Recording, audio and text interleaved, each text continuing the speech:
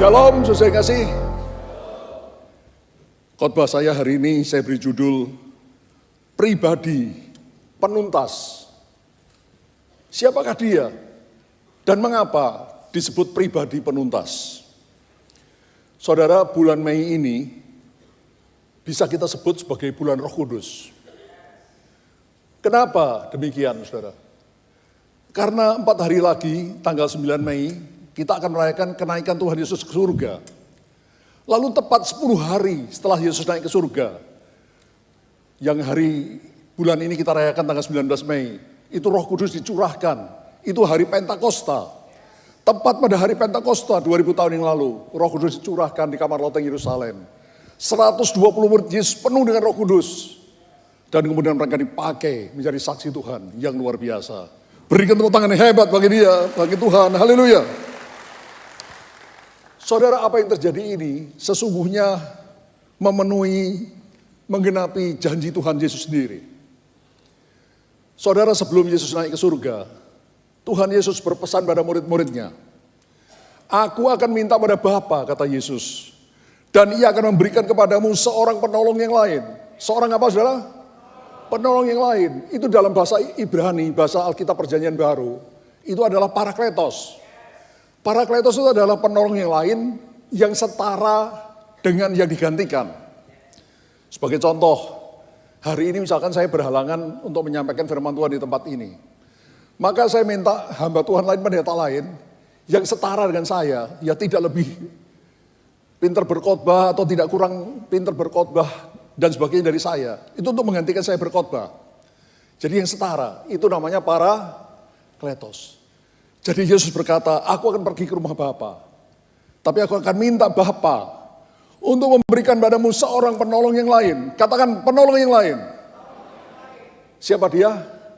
Roh Kudus. Itu penolong yang lain yang setara dengan Tuhan Yesus. Yang sama, yang setara dengan Tuhan Yesus. Untuk apa? Supaya ia menyertai kamu berapa lama? Selama-lamanya. Wow, luar biasa. Saudara, ketika saya baca ini, selama-lamanya, hati saya berbunga-bunga, saudara. Ternyata Roh Kudus tidak menyertai kita hanya di sini, di bumi. Tapi kalau nanti kita masuk ke dalam surga, Roh Kudus akan menyertai kita. Berapa lama? Selama-lamanya kita disertai Roh Kudus. Berikan tepuk tangan hebat bagi dia. Haleluya. Sebab ia menyertai kamu dan akan diam di dalam kamu. Roh Kudus bukan hanya menyertai kita.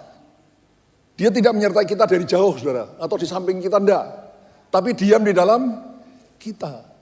Ini luar biasa. Coba bayangkan, saudara, ya. Siapa saudara, siapa saya. Kita manusia biasa. Tapi Roh Kudus Allah itu menyertai kita dan diam di dalam kita. Berapa lama? Selama-lamanya di bumi sampai di dalam surga. Berikan tepuk tangan hebat bagi dia. Haleluya. Luar biasa, saudara. Katakan kiri kanan, saya perlu Roh Kudus. Aku tidak akan meninggalkan kamu sendirian sebagai yatim piatu, kata Yesus. Aku akan datang kembali kepadamu. Saudara, Roh Kudus itu disebut juga Roh Yesus, Roh Kristus, Roh Allah. Jadi kalau kita berkata kita menerima Yesus, kita juga bisa berkata kita menerima Roh Kudus. Karena Roh Kudus adalah Roh Yesus. Yang mengerti katakan amin. Saudara, 2000 tahun yang lalu, Tuhan Yesus sudah menyelesaikan tugasnya untuk menebus dosa seisi dunia di atas kayu salib. Dosa apa? Seisi dunia. Seisi dunia. Dosanya sudah ditanggung oleh Tuhan Yesus di atas kayu salib. Seisi dunia dari zaman ke zaman. Sebelum Tuhan Yesus menghembuskan nafasnya di atas kayu salib, ia berseru, Tetelestai, yang artinya sudah selesai. Sudah genap, sudah lunas dibayar. Apanya yang sudah selesai? Apanya yang sudah genap? Apanya yang sudah lunas dibayar? Hutang dosa saudara, hutang dosa kita, hutang dosa saya. Sudah lunas dibayar di atas kayu salib. Jadi sekali lagi, saudara, 2000 tahun yang lalu, ketika Yesus mengembuskan nafasnya di atas kayu salib, Tetelestai. Dia sudah selesai, sudah tuntas, sudah genap, sudah melunasi hutang dosa seisi dunia. Yang percaya katakan amin. Tetapi, sekalipun sudah dibayar hutang dosanya, tergantung orang mau nerima enggak. Ya, saya kasih contoh lah sederhana. Saudara di sini semua punya utang. Saya ini mbahnya konglomerat. Ya, Martin punya utang 1 miliar, Pak Daniel 5 miliar, ya. Siapa lagi punya utang 10 miliar, 100 miliar. Saya mbahnya konglomerat. Ya, kalau konglomerat mungkin kurang, mbahnya. Saudara saya bilang, semua hutang saudara, saya bayar lunas. Tapi kan tergantung, Martin mau nggak saya bayarin hutangnya? Pak Daniel mau nggak dibayar hutangnya? Saudara mau nggak dibayar hutangnya? Kalau saudara mau dibayarin hutangnya, maka hutang saudara lunas. Kalau tidak mau, hutang saudara tetap harus saudara selesaikan sendiri. Do you understand? Itu sebabnya Tuhan kemudian mengirimkan Roh Kudus-Nya. Next. Roh Kudus diutus Bapa untuk menyertai kita dan diam di dalam kita selama-lamanya. Agar karya Yesus di atas kayu salib bisa kita alami secara maksimal. Ya. Yesus sudah selesai, saudara, tidak ada yang kurang. Selesai. Tetelestai, sudah lunas, sudah genap. Sudah lunas dibayar. Tapi supaya kita pribadi, lepas pribadi, mengalami karya penebusan Kristus di atas kayu salib, kita memerlukan Roh Kudus. Supaya karya itu terjadi dalam hidup kita. Saudara, jadi apa yang Roh Kudus kerjakan bagi kita? Oh, banyak sekali, saudara. Banyak sekali, tidak terhitung karya Roh Kudus dalam hidup kita. Karena setelah Yesus naik ke surga, Bapa menugaskan Roh Kudus untuk bekerja di tengah-tengah anak-anak Tuhan. Apa yang Roh Kudus kerjakan? Banyak sekali, tapi saya hanya memberi beberapa saja saat ini. Yang pertama, memberikan kepada kita kelahiran baru. Apa, saudara? Kelahiran baru. Born again. Saudara, pada suatu malam, Nikodemus, seorang Farisi, seorang pemimpin agama Yahudi, datang diam-diam menemui Tuhan Yesus. Lalu dia berkata, "Guru, kami tahu engkau datang dari Allah. Karena tidak ada manusia yang bisa membuat tanda-tanda seperti yang kau lakukan kalau dia tidak berasal, tidak datang dari Allah." Lalu Yesus menjawab katanya, "Aku berkata kepadamu, sesungguhnya jika seorang tidak dilahirkan kembali," tidak apa?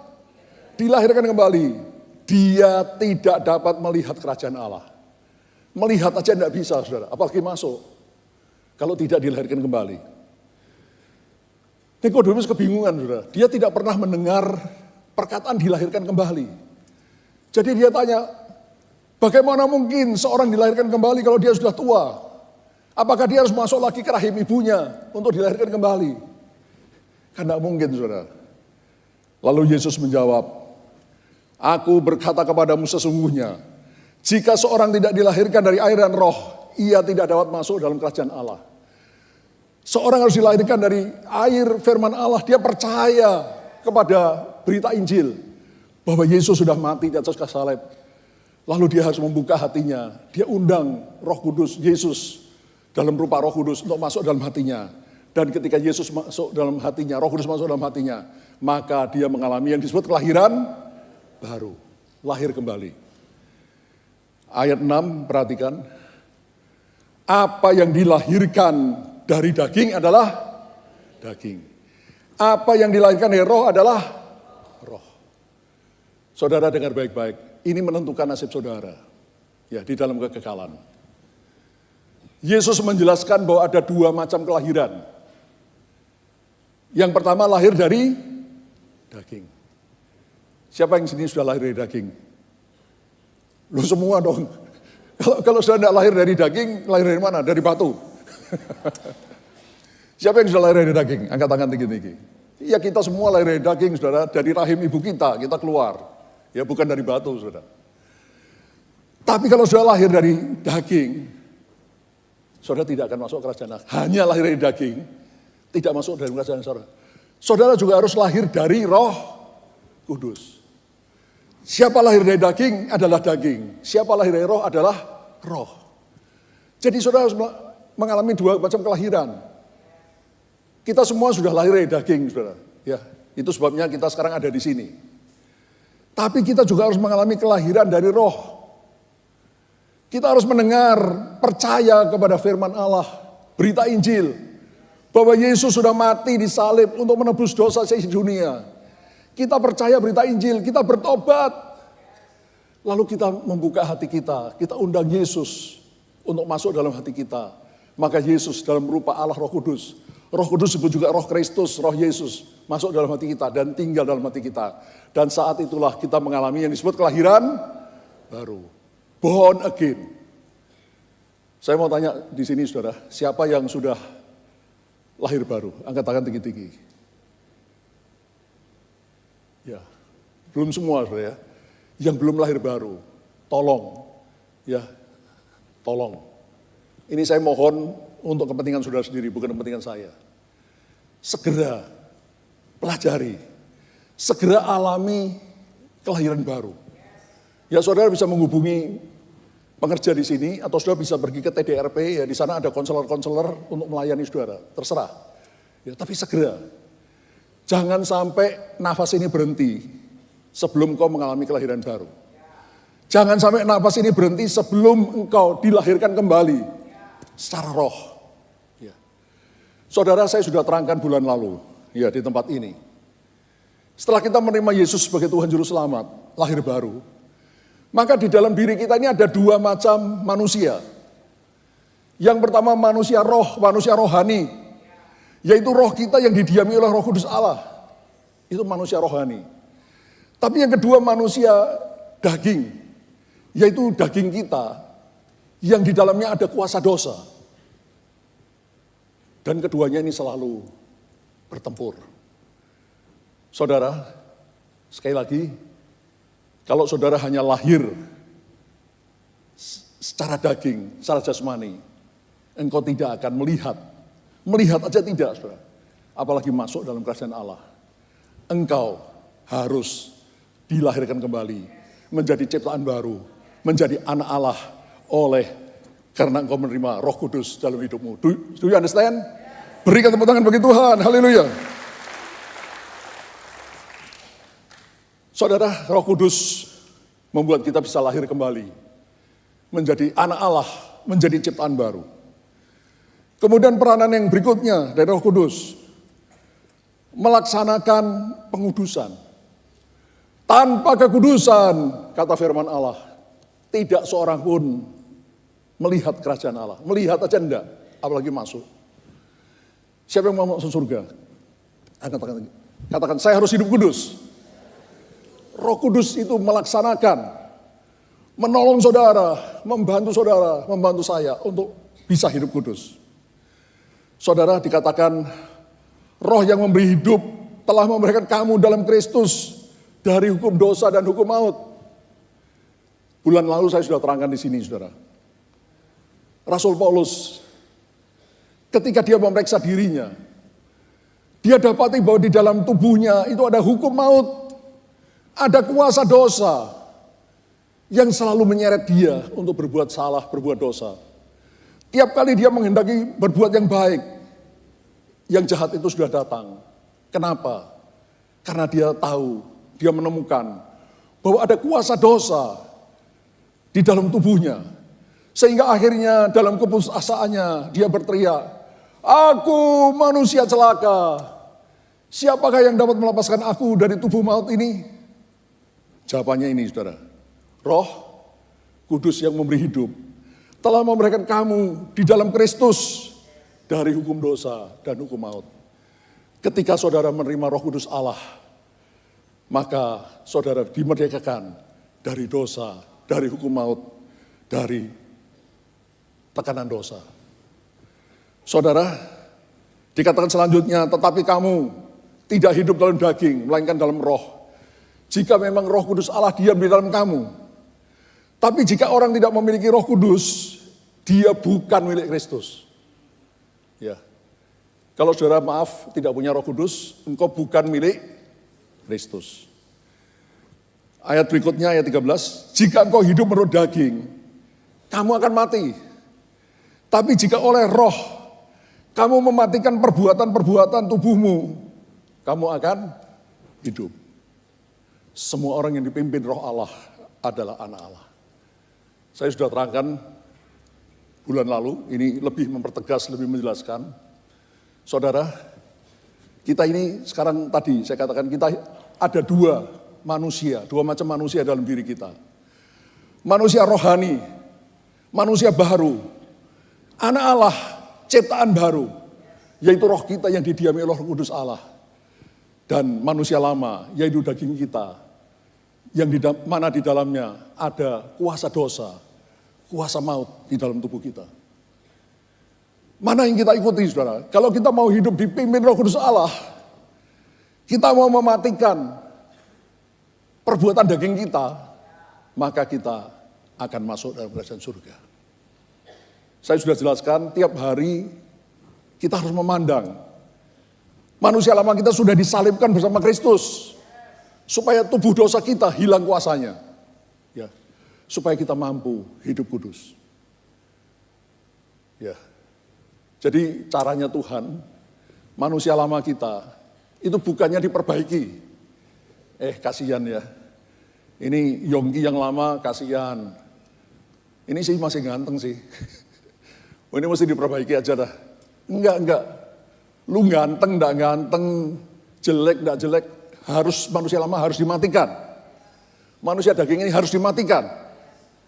Ya, dan kita harus hidup sebagai manusia baru. Bukan diperbaiki, tapi dimatikan. Dan kita hidup sebagai manusia baru. Do you understand? Saudara, berikutnya lagi, Roh Kudus itu membuat kita menghasilkan buah Roh Kudus. Dikatakan dalam Galatia 5 ayat 17, sebab keinginan daging berlawanan dengan keinginan roh, dan keinginan roh berlawanan dengan keinginan daging. Karena keduanya bertentangan, sehingga kamu setiap kali tidak melakukan apa yang kamu kehendaki. Ya. Karena adanya dua macam manusia di dalam diri kita. Keinginan roh itu bertentangan dengan keinginan daging. Selalu bertentangan, saudara, tidak bisa. Karena itu kalau saudara hidup dalam daging tidak bisa, pasti akhirnya hidup dalam dosa. Nah, saya pernah menggambarkan supaya mudah dimengerti. Seperti seseorang punya 2 ekor anjing, putih dan hitam, yang biasa diadu untuk taruhan. Kalau orang memilih anjing hitam, maka anjing hitam tidak diberi makan. Lalu 2 hari kemudian diadu. Yang menang anjing putih atau hitam? Putih, hitamnya. Tapi sebaliknya kalau orang memilih anjing putih, yang putih tidak diberi makan. Ketika diadu, menang yang hitam. That is your choice, my choice. Itu pilihan saudara, pilihan saya.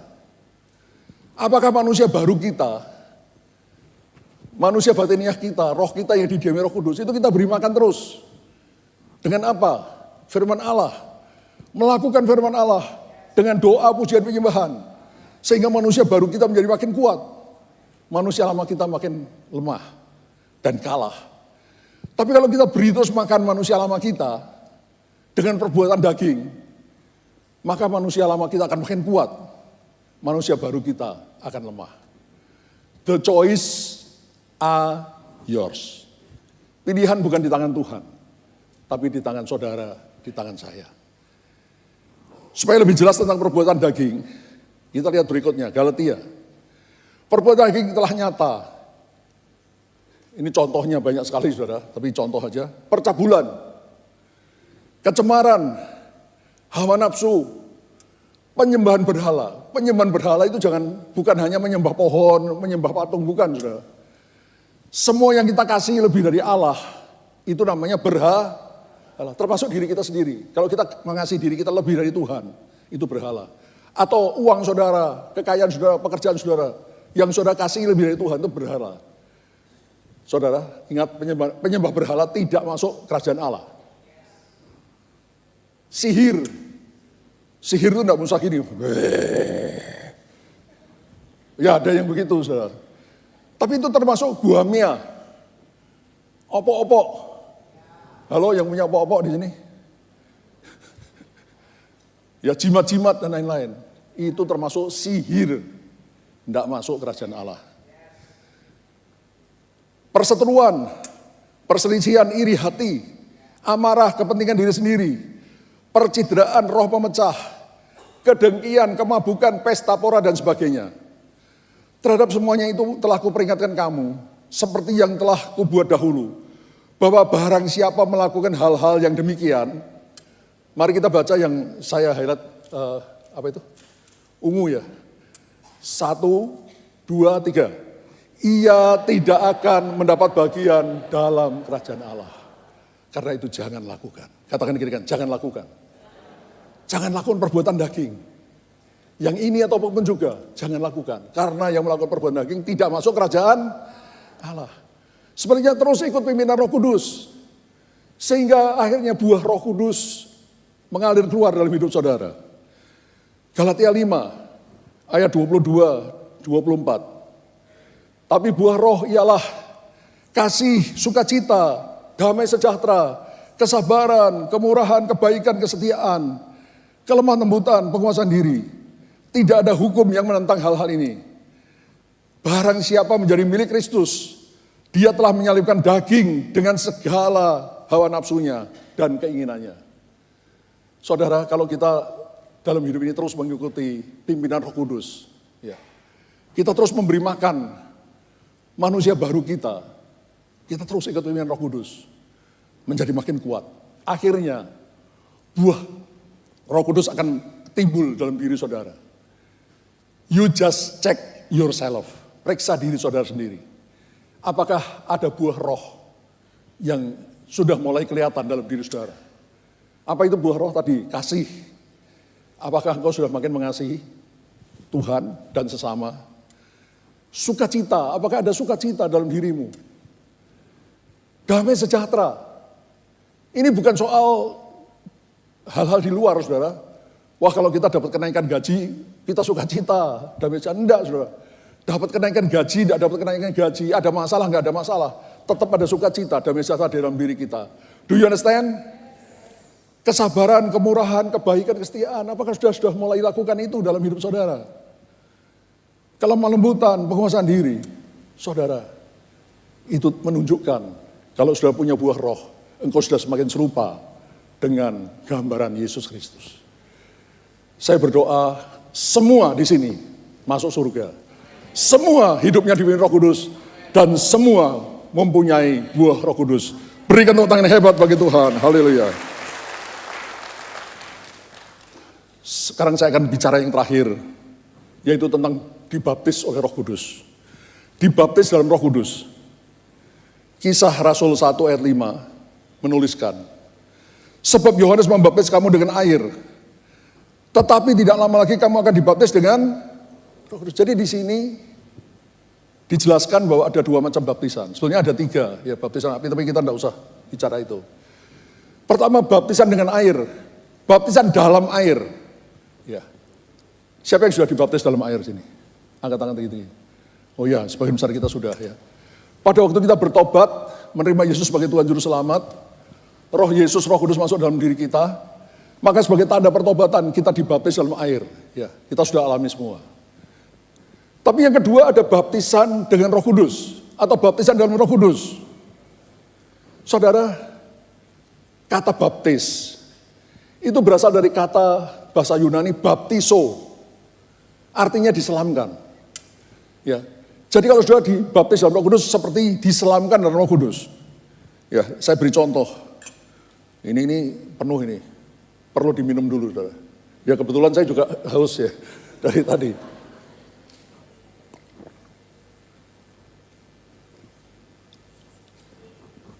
Upama.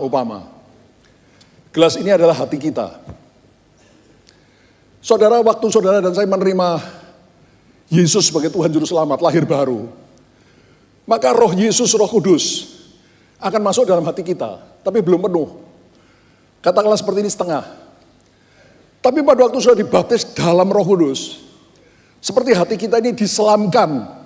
Tadi kan baptiso itu diselamkan dalam Roh Kudus. sampai penuh melober keluar. Baptisan Roh Kudus adalah kepenuhan Roh Kudus untuk pertama kalinya. Do you understand? Berikan tepuk tangan bagi Tuhan. Haleluya. Untuk apa kita dibaptis Roh Kudus? Kisah 1 ayat 8. Tetapi kamu akan menerima kuasa kalau Roh Kudus turun ke atas kamu. Dan kamu akan menjadi saksiku di Yerusalem, Yudea, Samaria, sampai ke ujung bumi. Jadi baptisan Roh Kudus itu untuk memberikan kuasa dalam hidup kita supaya untuk menjadi saksi Kristus.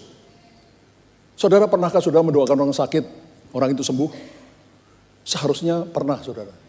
Ya, saudara yang sudah dibaptis Roh Kudus akan menerima kuasa untuk menjadi saksi Kristus. Ya, saya bisa bersaksi banyak sekali, saudara. Mungkin nanti pada kebaktian kenaikan Tuhan Yesus saya akan putarkan, saudara. KKR kesembuhan ilahi kita, orang lumpuh berjalan, orang buta melihat, orang tuli mendengar dan sebagainya. Bukan kita hebat. Kita tidak ada yang hebat. Katakan, kita tidak ada yang hebat. Yang hebat itu cuma Tuhan. Ya. Tapi kalau kita dipenuhi Roh Kudusnya Tuhan, Roh Kudus Allah, maka kita yang tidak ada apa-apanya menjadi hebat karena Tuhan. Berikan tepuk tangan bagi Tuhan. Haleluya. Nah, sekarang kita akan sampai bagian yang terpenting. Bagaimana caranya menerima baptisan Roh Kudus? Mari kita lihat Kisah Rasul pasal 2 ayat 4. Ya, pada waktu hari Pentakosta, 120 murid Yesus berkumpul di kamar roteng Yerusalem. Tiba-tiba terdengar suara tiupan seperti angin keras. Ya kira-kira gitu, saudara. Lalu sekonyong-konyong tampak lidah seperti nyala api, bertebaran di atas kepala murid-murid Yesus. Lalu Alkitab berkata, maka penuhlah mereka, murid-murid Yesus, dengan Roh Kudus. Lalu mereka, siapa mereka itu?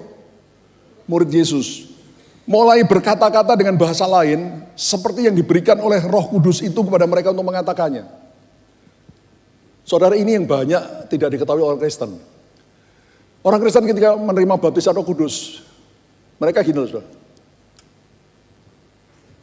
Mereka mengharapkan Roh Kudus itu menggerakkan mulut mereka.